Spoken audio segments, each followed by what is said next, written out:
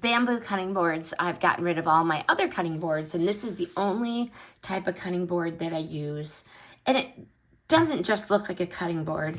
It is like kitchen armor. Here's the front, and here is the back with the handles. Very nice, very nice. I have these in a couple sizes. This one is 18 by 12 and a half.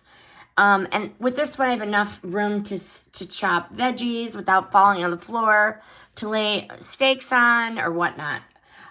This is built like a tank, literally 100% bamboo. It is tough on the wear, but gentle on your knives. Your knives, they don't cause any harm to the knives.